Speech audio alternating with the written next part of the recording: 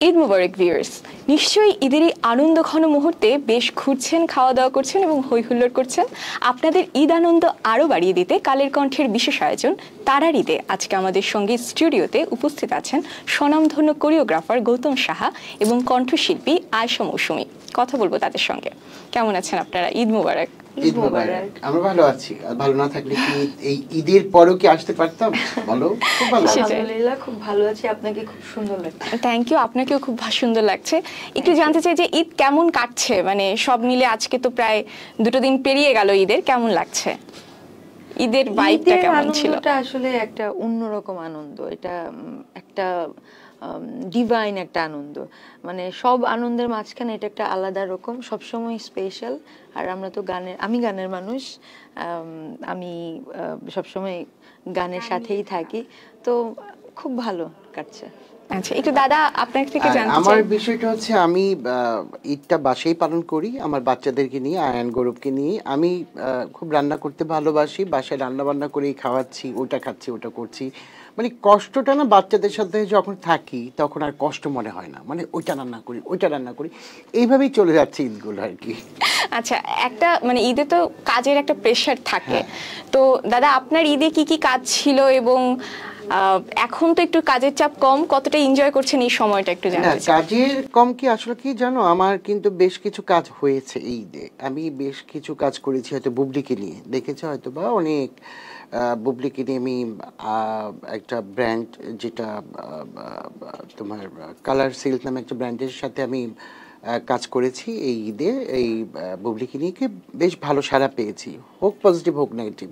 মানে দেখো, কাজ করতে গেলে ভালো মন্দ মিলিয়েই হয়, তা আমি তো আমার বেস্টটা দেওয়ার চেষ্টাই করবো। এখন সবার পছন্দ তো এক হতে হবে না, তাই না? তা আশা করি সবার ভালো লেগেছে, সবাই আমাকে খুব অ্যাপ্রিসিয়েট করেছে যে আমার কাজগুলো ভালো ছিল। তারপর কিছু মডেল নিয়েও কাজ করেছি, নগরমণির এবং আরও বিভিন্ন ব্র্যান্ডের সাথে কাজ করেছি, আরশ লাইফস্টাইলের কাজ করেছি। তো এই কাজগুলো এই ঈদে ছিল, বেশ ভালো লেগেছে। মানে হয় না যে অনেকেই বলছে যে কাজ নেই, কাজ নেই, আসলে তো আমাদের এই সময়টা একটু খারাপ যাচ্ছেই।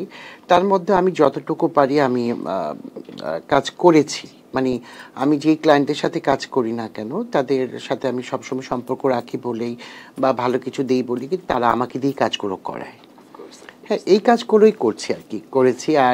আর এই টক শো বা বাসায় এরকম ইন্টারভিউ দেয়, এগুলো তো আছেই। আর ওই যে বাসায় থাকলে রান্না বান্না, খাওয়া দাওয়া, এইসব আর কি। আচ্ছা, আপনার কেমন গেল ঈদটা? মানে ঈদের কাজের প্রস্তুতি কেমন ছিল, বা ঈদে কোনো নতুন কাজ এসেছে কিনা? ঈদে এবার তুলনামূলক একটু কম কাজ, কারণ দেশের সার্বিক পরিস্থিতিটা খুব একটা আনন্দের না। তো এটা নিয়ে সবচেয়ে সাফার আসলে আমরা যারা বিনোদন জগতে আছি তাদেরকে সবার আগে পোহাতে হয়। যদিও মনে হয় যে আমরা খুব সেজে গুজে একটা গর্জিয়াস লাইফ কাটাচ্ছি, কিন্তু দেশের যে কোনো খারাপ পরিস্থিতিতে সবার আগে আমরা সেটা টের পাই, কারণ আমাদের যেহেতু এটাই মেইন প্রফেশন।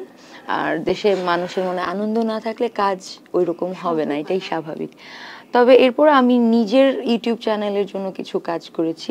আমার একটা গান বাঞ্জারা মন, ওইটার মিউজিক ভিডিও আমি শেষ করলাম। এটা কিন্তু শুনবো আমরা তো শুনবো, যেহেতু ঈদের একটা আনন্দ আছে, আমরা কিন্তু এটা শুনবো। আচ্ছা, এখনো লিস্ট ওকে, আমি কালের কণ্ঠের জন্য শোনাতেই পারি। এখনই ওকে। আমার মনের আকাশে ভাসে সুরেরা, শুধু বলে যায় তোর নাম। বৃষ্টি ভেজা বাতাসে আলতো সে পরশে ডুবেছে মন যে আজ আমার। বাঞ্জারা মন তোকে যে চায়, কেন বারে বার তোকে যে চায় পাগলে মন। বাহ, অসাধারণ। আচ্ছা, আমি একটা কথা বলতে চাই, মৌসুমী কিন্তু বন্ধ হয়ে যাচ্ছিল, বলো তো কেন? তুমি কি জানো সেটা? কারণ ওর সাথে যখন আমি যে কোনো প্রোগ্রামই করি না, ওদের খুব প্রচুর নাচে, মানে ওর দম বন্ধ হয়ে যাচ্ছে যে আমি পারছি না হাত পা নাড়াতে। মানে এই জিনিসটা আমি খুব এনজয় করি। মৌসুমীর সাথে অনেকগুলো কাজই আমার হয়েছে, অনেকগুলো কাজ আমি শো করেছি, আমরা দেশের বাইরে অনেকগুলো শো করেছি। তা ওর একটা জিনিস ভালো লাগে, ওই স্টেজ প্রচুর জমায়, ওকে বলতে হয় না। ওকে যদি তুমি 2 ঘন্টা গান গাইতে দাও, ও 2 ঘন্টা গান গিয়ে নামবে, ওর মধ্যে টায়ার্ডটা আমি দেখি না, যে বলে না যে দাদা শেষ করি। আর ও না ক্রাউডদেরকে এমন ভাবে ম্যানেজ করে, মানে স্টেজ থেকে নিচে চলে আসে, মানে এইটা ওর কাছ থেকে আমি মানে ভাবতে পারি নাই যেটা ও এত ভালো করবে। ও এত স্টেজ পারফরমেন্স ভালো করে যেটা আমি আমার কিছু প্রোগ্রাম আসলেই কিন্তু আমি ওকে রেফার করি যে মৌসুমীকে নেই, তাই না? হয় না? আর ওর সাথে আন্ডারস্ট্যান্ডিং আমার খুব ভালো। হ্যাঁ, ওর সাথে আমি কয়েকটা প্রোগ্রাম, অনেকগুলো প্রোগ্রামই তো করেছি, তা আমার ওর প্রতি খুব আস্থা আছে যে না। আর আমরা ভাই বোন এক জায়গার, আমাদের দেশের, আমরা কিন্তু এক জায়গার, নারায়ণগঞ্জের, বুঝছো তো, সেই জায়গাটাকা থেকে দেশি। আবার আরেকটা কথা বলি, মৌসুমীর মা কিন্তু আমাদের সাথে একটা গ্রুপ ছিল, আমরা একটা সংগঠন করতাম, তাই না? তখন কিন্তু আমি জানতাম না মৌসুমী আপার মেয়ে। হঠাৎ একদিন দেখি, তারপর বলতেছে গৌতম আমরা শাপলা করতাম, আমরা এই করতাম।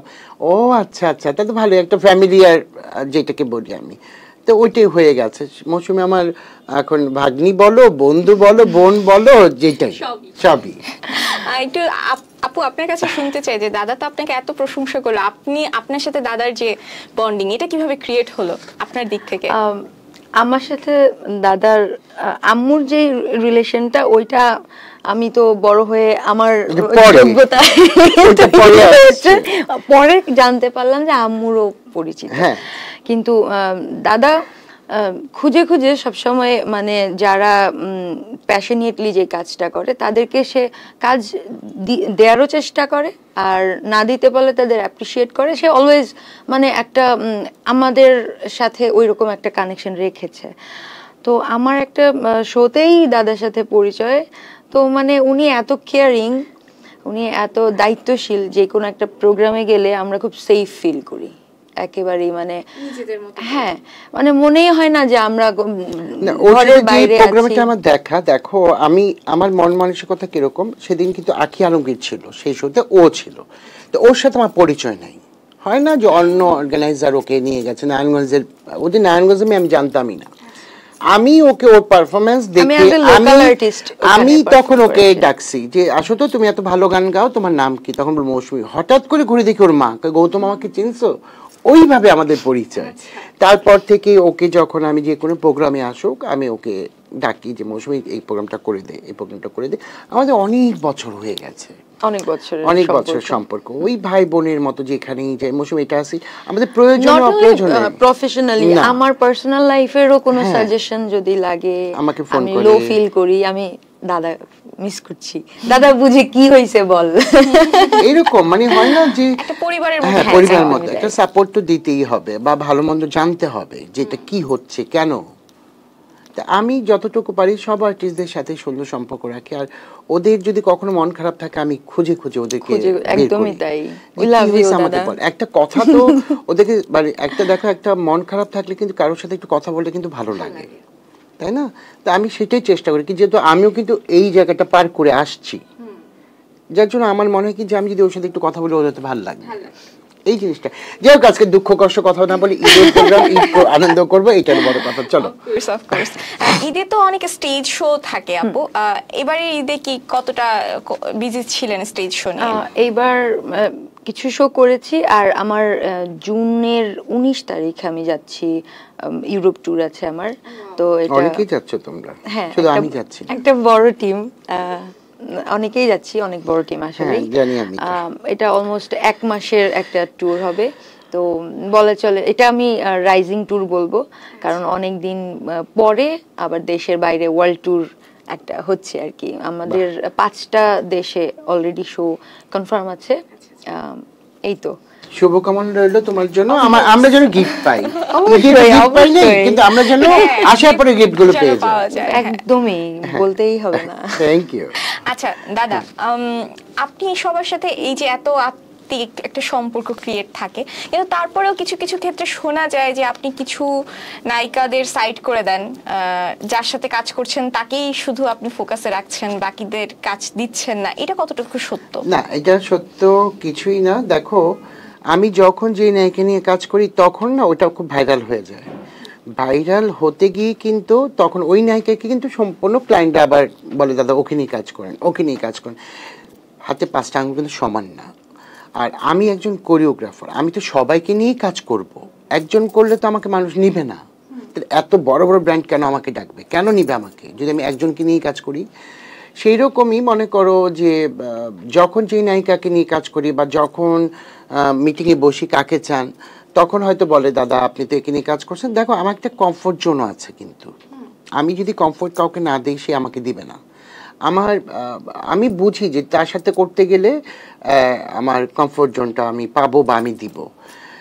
শুটিংয়ে যখন থাকি, আমি যখন শুটিং করি, বিশ্বাস করো বা ও মৌসুমে বলবে আমার শুটিং না, আমি যে কোনো প্রোগ্রামেই যাই আমি হই হুল্লা করে শেষ করে চলে আসি, মনে হবে যে একটা পিকনিক করলাম। একদমই তাই। হ্যাঁ, মানে মনেই হবে না শুটিং করলাম। এই এটা দ্বারা ওই কর সেই কর সেই কর, এর মধ্যে কিন্তু খাচ্ছি। দেখবো আমার অনেক ভিডিওতে দেখবা ওই দাঁড়িয়ে দাঁড়িয়ে আমি কিন্তু খাচ্ছি। আবার আর্টিস্টদেরকে আমি খাইয়ে দিচ্ছি, যে যে যত বড় আর্টিস্টই হোক তাকেও কিন্তু আমার থেকে নিয়ে খাইয়ে দিচ্ছি। কারণ আমার মনে হচ্ছে যে ওর খাবারের সময় হয়ে গেছে, ও খাচ্ছেন, যাক একটু রেস্ট মানে পাবে বা খাবে, রেস্ট করুক। তাই রেস্টটা আমি আর ওই জিনিসটা না দিয়ে আমি কি করি, সেটের মধ্যে আমি খাবার নিয়ে চলে যাই, ঢুকে যাই।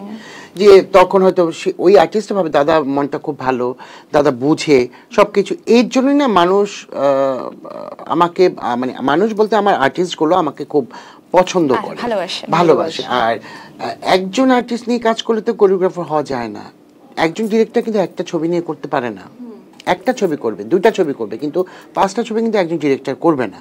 সেম থিং আমার জায়গাটাও তাই, যে আমি চেষ্টা করি যে আমি সবাইকে নিয়ে কাজ করতে। আচ্ছা, যেটা দেখা যায় যে আপনার সাথে একজন হিরোইনের অনেকগুলো কাজ হয়েছে, এরপর আবার যখন আরেকজনকে নিয়েছেন ওই আগের হিরোইনের সাথে আপনার সম্পর্ক খারাপ হয়ে গেছে, তো এরকম কি হতে পারে যে এখন যার সাথে কাজ করছেন তাকে বাদ দিয়ে নতুন কাউকে নিলে তার সাথে আপনার সম্পর্ক খারাপ হয়ে যেতে পারে? একজনের বেলায় শুধু, আর কারোর জন্য না। আমি নামটা বলতে চাই না, একজনের বেলায় শুধু। সেটা মানে এরকম বুবলির ক্ষেত্রে হওয়ার কোনো সম্ভাবনা আছে কিনা? না, দেখো আমি সবসময় বলি আমি বুবলি খুবই লক্ষ্মী একটা মেয়ে, আমি সবসময় বলে থাকি খুবই লক্ষ্মী একটা মেয়ে, খুবই লক্ষ্মী একটা মেয়ে। মেয়েটার কথা না বললেই নয়, মেয়েটা এত সাপোর্টিং। আমি যত কাজ করেছি আমি সবচেয়ে সাপোর্ট পেয়েছি বুবলির কাছ থেকে, যেটা আমি তোমাকে বলে বোঝাতে পারবো না। তুমি ওর সাথে কাজ করলে বুঝবা বা ওর সাথে বসলে বুঝবা যে কি একটা অমায়িক মেয়ে। আমি সবসময় বলে থাকি, বুবলি বলে না। দেখো, অপু আমার বোন, বুবলি আমার বোন, মিডিয়াটা কিন্তু আমি সবসময় বলি আমার একটা ফ্যামিলি। অপুকে আমি ফোন করি, অপু আমার সাথে ফোন করে, কথা বলি। আমাদের কিন্তু সম্পর্ক মানে মানুষ ভাবে আমাদের সম্পর্ক নাই, কিন্তু একদম ভুল কথা। মানে এখনো আপনাদের যোগাযোগ আছে? হ্যাঁ, ওর ভালো মন্দ আমি জিজ্ঞেস করি, আমার ভালো মন্দ ও জিজ্ঞেস করে। দেখো, একটা তো রক্ত বড় কথা না, এই যে ওর সাথে কথা বললে কিন্তু আমার একটা দেখেন ওর সাথে এমনভাবে জড়িয়ে গেছে আমি, যে ওর খারাপ কথা শুনলে মনে কি আমি দৌড়ে চলে যাই।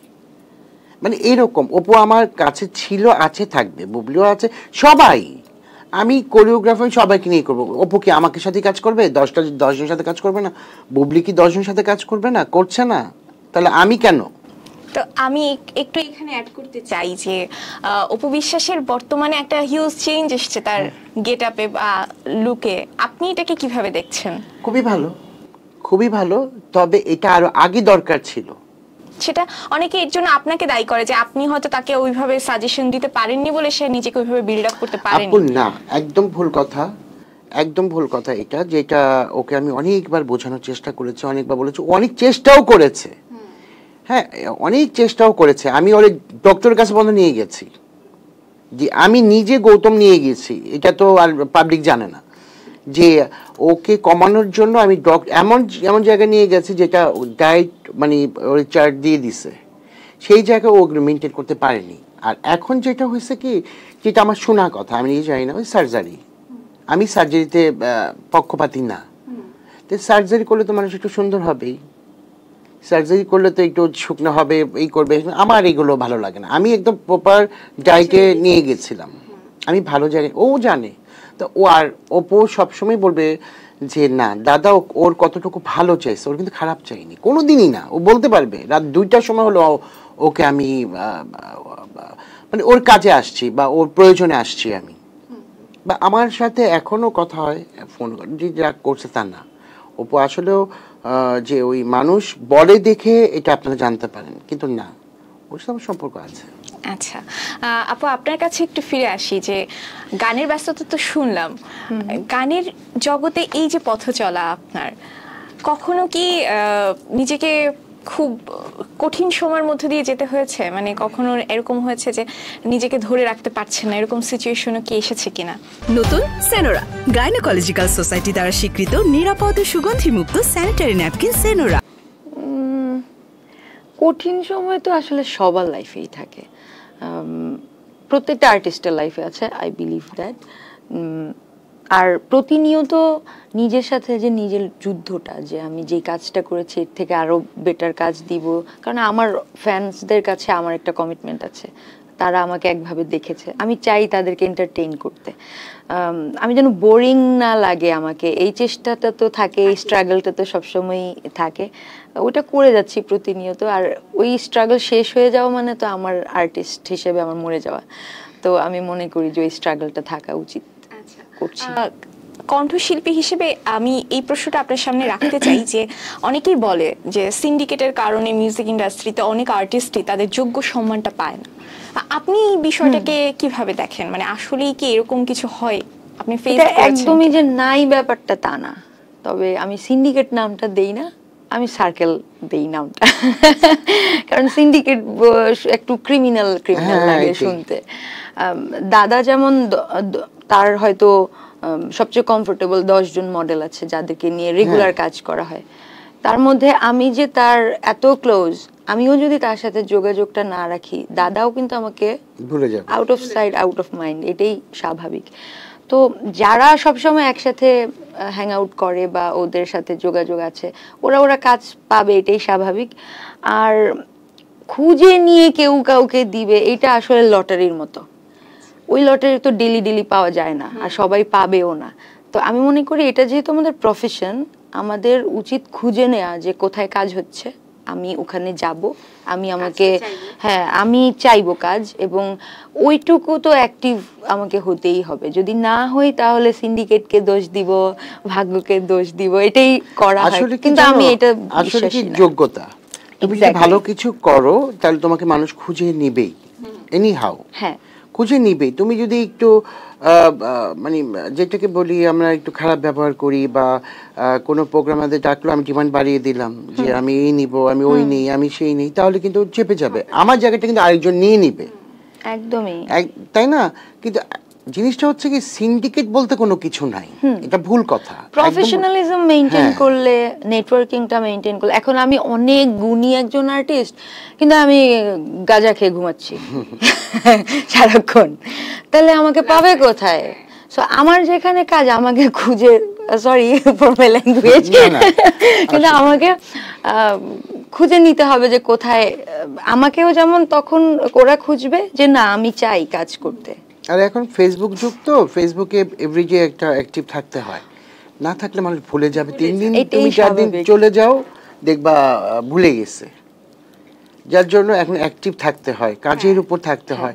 আর এখনকার সময়টা তো এখনকার সময়টা তো একটু অগোছালো, তো মনে করো কাজ কম হোক বেশি হোক করতে হবে, একদমই মনে রাখতে হবে। কারণ দেখো দেশের অবস্থা যেরকমই থাক বা যাই হচ্ছে, আমরা শিল্পীরা কিন্তু দেখো কখন কি হয়ে যাচ্ছে, কখন কি বলছে, কখন কি করছে, মানে এই জিনিসগুলোকে আমরা ভয় পাই, আমাদের খুব সাবধানে চলতে হবে। অনেক গম্ভীর একটা আলোচনা করছিলাম, একটু গান শুনে হালকা হতে চাই। আচ্ছা, একটা তাহলে আমি আমারই আরেকটা গান, মেকআপ সুন্দরী, খুব জনপ্রিয় গান মেকআপ সুন্দরী। আমাকে দেখে বলেন একা, কিন্তু মেয়েটা হেব্বি সেই রূপের দিওয়ানা, হাজার মজনু আমার পেছনে, আমায় নিয়ে কানাকানি রটে কথা রকমারি, লোকে বলে রে আমি মেকআপ সুন্দরী, মেকআপ সুন্দরী, মেকআপ সুন্দরী, মেকআপ সুন্দরী, আমি নাকি মেকআপ সুন্দরী, মেকআপ সুন্দরী, মেকআপ সুন্দরী, মেকআপ সুন্দরী মেকআপ সুন্দরী মেকআপ সুন্দরী আমি নাকি মেকআপ সুন্দরী মেকআপ সুন্দরী মেকআপ সুন্দরী আহা সুন্দর, এই গানটা খুব সুন্দর। মেকআপ করতে পছন্দ করেন? আমি খুব পছন্দ করি। আচ্ছা দাদা, আবার আপনার কাছে একটু ফিরে আসি। কাজ তো হচ্ছে, কিন্তু সাথে সাথে হেটার্সরাও অনেক সময় অনেক কথা বলে। হ্যাঁ, বলছে। যারা হয়তো দুদিনে এসে মার্কেট পাচ্ছে তারাও আপনাকে বলছে। হ্যাঁ, বলবে। তো এটা নিয়ে আপনার কি মন্তব্য? কোনো মন্তব্য নেই। আমি যদি মন্তব্য করি ওরা ভাইরাল হয়ে যাবে। না, আমি কোনো মন্তব্যই করবো না, কারণ আমি যদি মন্তব্য করি এখন ওই নামটা ধরে, তাহলে সে ভাইরাল। এটা আমি চাই না। করবেই তো, বলো। দেখো, তুমি যে জায়গাটায় তুমি মার পেট থেকে পড়ে কি চলে আসছো, শিখতে হয়েছে, একটা শিক্ষার কিন্তু আছে। যারা আসছে তারা কিন্তু শিখে আসেনি, দেখে আসছে। তারা দেখে আসছে, তারা হয়তো আমার পিছনে ছিল। এখন আমার অ্যাসিস্ট্যান্ট যদি এখন কোরিওগ্রাফার হয়, তাহলে আমি কি বলবো? সে তো দেখছে। সেম থিং হচ্ছে মানুষ। এটার জন্য একটা শিখার দরকার, একটা জায়গা। আমাদের পড়ালেখা যেমন শিখার শেষ নেই, এই জায়গাটারও কিন্তু শিখার শেষ নেই। আমি কন্টিনিউ শিখছি, এখনো শিখছি। সুতরাং আমি তার নাম বলবো না, তার নাম বলতে গেলে এখন আমার ভাইরাল, আমি এটা চাই না। আচ্ছা, ঈদে তো নিশ্চয়ই খুব অনেক অনেক গিফট পাওয়া হয়, সালামি পাওয়া হয় এরকম। আর যেহেতু দাদা আপনি হচ্ছে ব্র্যান্ড নিয়ে কাজ করেন, তো নিশ্চয়ই অনেক গিফট পাওয়া হয়। আজকে কি এটা, আজকে যে ড্রেসটা পরেছেন, হ্যাঁ এটা গিফট। এটা হায়া থেকে, এটা নতুন একটা ব্র্যান্ড, এটা অনেক পুরনো ব্র্যান্ড, কিন্তু ওদের সাথে আমার কাজ রিসেন্ট হওয়ার কথা ছিল। এই হায়ার যে ব্র্যান্ডটা যমুনাতে আছেন, এবং খুবই বড় একটা শোরুম। ওদের কাপড়গুলো আমার খুব পছন্দ হয়েছে, খুবই পছন্দ হয়েছে। ওরা আজকে মানে ঈদের জন্য আমার জন্য কিছু গিফট পাঠিয়েছে, এবং খুবই ভালো ওদের কালেকশনগুলো। আমার মনে হয় দাদার কিছু কিনতে হয় না। না, আবার কিনতে যে না হয় না, যে দেখো আমি যখন যেখানেই যাই আমার হাত খুব খোলা। আমি প্রচুর কেনাকাটা করি, আর ব্র্যান্ডগুলো তো আমাকে ঈদে, দাদা কিন্তু প্রচুর গিফট দেয়। হ্যাঁ, যখন মনে করো কোনো অকেশন থাকে, কোনো পূজা বলো, ঈদ বলো, তখন ব্র্যান্ডগুলো আমাকে পাঠায়, আমি আবার ব্র্যান্ডের জন্য পাঠাই। তেমনি আজকে হায়ার একটা পাঞ্জাবি পরলাম, যেহেতু ওদের নতুন ব্র্যান্ড, ওদেরকে একটু যেহেতু শুটে যাবো, এর জন্য ভাবলাম যে আজকে হায়ার এই পাঞ্জাবিটা পরি। এদের পাঞ্জাবি কালারগুলো খুবই সুন্দর, আমার খুব ভালো লেগেছে। ওরা আমাকে 3টা পাঞ্জাবি পাঠিয়েছে ঈদের জন্য। পাঞ্জাবিগুলো কমফোর্ট, কাপড়গুলো আরাম। আর এই যে মৌসুমী, আপনার কথা একটু জানতে চাই যে আপনার এই সুন্দর লুকস, এটা কি স্পন্সর নাকি কিনেছেন?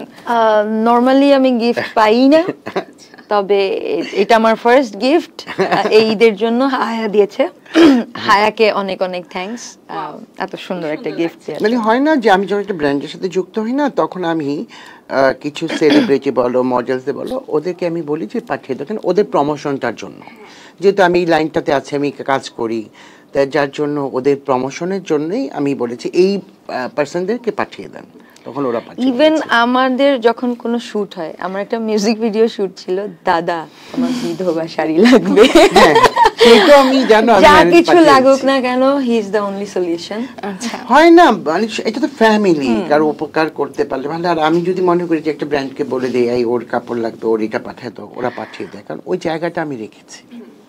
সে আলাদা 2 লাখ টাকার কাপড় হোক, 1 লাখ টাকার কাপড় হোক, আর 50,000 টাকার কাপড় হোক, ওই বিশ্বাসযোগ্য জায়গাটা করেছি। আর আমি যদি ওরা চায় এইটুকু, আমি দিয়ে দিই অনেক কিছু, যার জন্য ওরা আমার প্রতি খুব আস্থা থাকে যে দাদা মানে অনেক কিছু। এটা কিন্তু সবাই করে না। এই যে অনেকে বলে যে গৌতম সাহা কাজ হারাচ্ছে, এরকম কি কোনো কিছু? ভুল, কাজ হারাচ্ছে কি? নেগেটিভ কথা কেন বলা হয়? না, এটা বলতেছি জেলাসে, আর কাজ হারাচ্ছে কেন? আমার যোগ্যতা কাজ আসতেছে। আমি কারো কাছে গিয়ে বলি না ভাই আমাকে কাজ দাও। আমি এই যে হায়ার কাজ করছি, ওরা আমাকে খুঁজে বের করছে, আমি তো খুঁজে বের করিনি। আমি কালার সিলসে কাজ করলাম, ওরা আমাকে, আপু তানিয়া আপু, সুমন আমাকে খুঁজে বের করছে। আরো লাইফস্টাইলে আমি শুট করলাম ঈদে, তারা আমাকে খুঁজে বের করছে। আমি তো কারো কাছে যাই না, আমি তো চিনি না, এটা তো ফেসবুকের যুগ। তোমার নগর রমণী, হ্যাঁ, সেটাও আমাকে খুঁজে বের করছে। আমাকে এত কেন? তারপর আজুয়া, এই যে আজুয়া এত বড় একটা ব্র্যান্ড, এটাও তো আমাকে খুঁজে বের করছে। আমাকে খুঁজে বের করে নিয়ে এই যে বুবলি আর মিমকি দিয়ে করালো কেন? বিগ বাজেটে একটা শুট করেছে, বিগ বাজেটে, তারা তো অন্য কাউকে দিয়ে করাতে পারতো। কারণ তারা আমার অ্যাক্টিভিটিস দেখে, যে আর্টিস্টদের সাথে আমার কিরকম অ্যাক্টিভিটিস। আমি যেটা বলবো অডিয়েন্সের কাছে কার গ্রহণযোগ্যতা বেশি, তাহলে আমি যেটা বলবো সেটা আর্টিস্টরা শুনবে, তুমি বললে কিন্তু শুনবে না। এক্স্যাক্টলি। একটা সিনিয়রের বিষয় আছে, একটা ভালোবাসার জায়গা আছে, একটা ভরসার জায়গা আছে। কারণ আর্টিস্টগুলোর সাথে আমার সেই সম্পর্ক, তাই না? আমার যেমন যে কোনো প্রয়োজনে যে কোনো আর্টিস্ট আমাকে ফোন করলে, এই দাদা আমার ওইটা প্রয়োজন, ঠিক আছে আমি বলে দিচ্ছি, তোর কাছে চলে যাবে, ঠিক চলে যায়। তাহলে এটা একদম মানে মানুষ বানোয়াট কথা বলার জন্য আরো যে দুই পক্ষ আছে, তো এইটা আর কি। আমি কোনো পক্ষপাত নেই ভাই, কম খাবো, ঘরে থাকবো, কাজ করবো, বাসা যাবো। আড্ডাবাজি, কোনো জায়গায় গসিপ করা, এইগুলো আমি পছন্দ করি না, করিও না, এইগুলো আমার মধ্যে নাই। তুমি তো নিজেও দেখো অনেক শোতে, দেখো তো যে আমার কাজ শেষ, বাসায় চলে যাই। আমি যে 10 মিনিট কথাও বলি না কারোর সঙ্গে, যে আমি চলে যাই বাসায়। দেখো এই যে রিসেন্ট কিছু অ্যাওয়ার্ড হয়ে গেল, আমি কিন্তু সেগুলোতে যাইনি, আমি বেছে এখন যাই অ্যাওয়ার্ড নেওয়ার ক্ষেত্রে বাছ বিচার করা হচ্ছে। এত বড় অ্যাওয়ার্ড ছিল, কই আমি তো যাইনি, দুটোতে একটাতেও যাইনি। আমি তো যেতে পারতাম। তাহলে গৌতম শাহকে বাদ দেবে কেন? কেন বাদ দিবে বলো? আমার সাথে কারোর সাথে তোমারই তো গত ঈদে প্রোগ্রাম করে গেলাম, আজকে তুমি ডাকছো কেন বলো আমাকে? বলো আমাকে কেন ডাকছো? আমার ভালোবাসার জন্য, হ্যাঁ, তাই না? তাহলে আমাকে না ডাকলে তো তুমি দাদাকে বোধহয় বললা যেটা, যে দাদাকে কেউ নিচ্ছে না, দাদাকে কাজ দিচ্ছে না, কাজ পাচ্ছে না, মানে অনেকে ট্রোল করে বলে। হ্যাঁ, এটা বলবেই। তাহলে তো পয়সা কামায় কিভাবে? আমার নামে মানুষ পয়সা কামাচ্ছে, ভিউ বানাচ্ছে, আমার নামে মানুষ এক্সট্রা ফেসবুক করে নিচ্ছে, তাহলে ফেক আইডি করে নিচ্ছে। এত ফেক আইডি তোমাকে বলে বোঝাতে পারবো না, কি করব? এর জন্য কি কোনো হ্যাম্পার হতে হয়েছে? মানে হ্যাঁ, অনেক হ্যাম্পার হতে হয়েছে, অনেক। তারপর যার জন্য আমার জিডি করতে বাধ্য হয়েছে। ও আচ্ছা। তারপর থানায় জিডি করেছি। পরে ওই অনেকে টাকা চায়, অনেকে মডেল বানাবে বলে অনেকে ডাক দেয়, অনেকে আসে, হয় না। দেখো একটা যারা বোঝে তারা কিন্তু আমাকে ফোন করে, দাদা এটা কি তোমার আইডি, দাদা এটা তোমার আইডি। যখন বলছে ফেক, তখন আমাকে লিস্ট পাঠায় কি কি কথা হয়েছে, কালকে তোমার শুট, এখানে এই পেমেন্ট দিব, এই পেমেন্ট তোমায় নিবা, এগুলো বলছে। তা ওর তো বিশ্বাস, এমনও আর্টিস্ট গিয়ে বসে আছে, যে কোনো একটা ব্র্যান্ডে গিয়ে বসে আছে, কিন্তু তোমার যখন দেখছে ফেক, তখন আমাকে ফোন দেয়। তো আপু, আপনার কাছে আবার একটু জানতে চাই যে এই তো গেল ঈদের পরিকল্পনা, আগামীতে আপনার কি কি কাজ আসছে বা কি কি প্ল্যান আছে আপনার? অলরেডি আমি মনে হয় বলে ফেলেছি যে আমার ইউরোপ ট্যুরটার কথা, আর একটা তো গান আমি রেডি করলাম। বা আমরা আপনার কোনো সামনে কোনো ভিডিও, মিউজিক ভিডিও বা অ্যালবামের মিউজিক ভিডিও বানজারা মন রেডি করলাম, খুব তাড়াতাড়ি ওটা চলে আসবে ইনশাআল্লাহ। দাদা, আপনার একটু জানতে চাই যে ভবিষ্যৎ সামনে কি কি কাজ আসছে? সামনে ওই যে হায়ার কথা বললাম, হায়ার কাজ করব, এবং আরো বিভিন্ন ব্র্যান্ডের সাথে কথা চলছে। দেখো এই যে নামটা নিলাম না, বুবলি আপুর সাথে আপনার বেশ কিছু কাজ আমরা দেখছি, এবং এক একটা থিম এক এক রকম হচ্ছে। এটা কি দুজনে বসেই প্ল্যান করা হয়, নাকি সবটা আপনার? সব আমার প্ল্যান। আমি ওর সাথে ডিসকাস করি যে বুবলি তোর কাছে কি এই জিনিসটা আছে, না থাকলে আমি ম্যানেজ করি। কারণ একটা আর্টিস্টের সাথে মানে কথা না বলে কোনো কাজ করলে না, তখন এলোমেলো হয়ে যায় আমি মনে করি। আর আমি বিভিন্নভাবে নেওয়ার চেষ্টা করি। কেন দেখো, আজকে গত ঈদে এত ভালো ভালো কাজ করেছি বলে কিন্তু এই ঈদেও আসছে। যদি ভালো কিছু আমি না দেই, তাহলে কেন আমাকে নিবে তারা, কেন করবে? এই যে এই ঈদেও যে কাজ করলাম, এই যে হায়ার সাথে কথা বললাম, সবকিছু মিলেই তো আমি বেশ কিছু কাজ করছি, আমি তো না বসে নেই। আর যখন বসে থাকি, মনে করে কাজ নেই, বাসায় রান্না করি, রান্নার ভিডিও দিলে আমার ভিউ হয়ে যাচ্ছে, বাচ্চাকে নিয়ে আনন্দ করছি, ঘুরতে যাচ্ছি, খাচ্ছি। দেখো এমন একটা জায়গায় আছে এখন উপর তোমাদের দোয়ায় বলো, উপর দোয়ায় বলো, আশীর্বাদে বলো, যে এখন যে কোনো কাজই করি না, মানুষ লুফে নেয়। আর যারা নেগেটিভ কথা বলবে, তারা বলবেই। তুমি ভালো কাজ করলেও বলবে। তুমি একটা ভালো কাজ করো, তুমি তাকে ঘি মাখে ভাত খাওয়াই দাও, সেও বলবে না এটা পান্তা ভাত খাওয়াইছো। আমরা একেবারেই শেষ পর্যায়ে চলে এসেছি, দর্শকদের থেকে বিদায় নিব, এরপরে আপনার গান শুনে আমরা অনুষ্ঠান ক্লোজ করব। কিন্তু তার আগে বসুন্ধরা টয়লেটিজের পক্ষ থেকে আপনাদের দুজনের জন্য ছোট্ট একটু উপহার আছে। আগে দাদা আপনার জন্য, আর এটা আপু আপনার জন্য। থ্যাংক ইউ কালের কণ্ঠকে। আজকে একটা সুন্দর আড্ডা হয়ে গেল। আর আমার দর্শকদের, আমার পছন্দের মানুষদেরকে বলবো যে সবাই সুন্দরভাবে ঈদ পালন করবেন। আর সবাইকে, যেহেতু ঈদ শেষ হয়ে যাচ্ছে, আরও বাকি আছে, হয়তো 7 দিন থাকবে, তাই না? ঈদ তো 7 দিন থাকে। যে যেরকম ভাবে পারেন আনন্দ করবেন, তবে বাবা মা ভাই বোনকে নিয়ে করবেন। Thank you so much. আপু আপনি যদি কিছু বলতে থ্যাংক চান। You so much Kaler Kantho আপনাদের ঈদ আয়োজনে আমাদেরকে আমন্ত্রণ জানাবার জন্য, আর থ্যাঙ্কস ফর দ্য গিফট পেলে খুব ভালো লাগে। তবে সাজিয়া আজকে ভালো লাগছে, সুন্দর লাগছে, তোমাকে অনেক সুন্দর লাগছে, তাই না? ভিউয়ার্স, এই ছিল তারার ঈদের আজকের আয়োজন। নেক্সট এপিসোডে আমরা আরো প্রিয় কোনো তারকার সঙ্গে হাজির হয়ে যাব। সে পর্যন্ত ভালো থাকবেন, দেখতে থাকুন কালের কণ্ঠ। আপু একটা গান।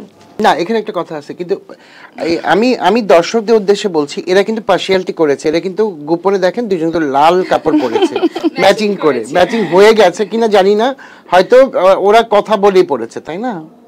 না না, আমরা এটা কোইন্সিডেন্স, মনের মিলের কারণে হয়ে গেছে। মনের যে এত মিল আছে সেটা তো আমার তো মনে হয় না। এই যে আমিও তো নেগেটিভ কথা বলতে পারি না, তোমরা যখন কথা বলে আসছো এইরকমই হয়। দাদা সবটা সবার সাথে যায় না, তুমি পজিটিভ মানুষ, জীবনেও নেগেটিভিটি যায় না তোমার। আচ্ছা আমরা গান শুনি। হ্যাঁ হ্যাঁ, গান দিয়ে শেষ করব। ওকে, নিজের গানই গাই। হাসলে তুমি গলে যাই, বাহ, তারা হয়ে জ্বলে যাই, কোলে মাথা গুজে যাই, আড়াল হলে খুঁজে যাই, বলো না এটাই কি ভালোবাসা নয়? আর কত মায়া বাড়লে তারে ভালোবাসা কয়। Thank you so much. Thank you so much.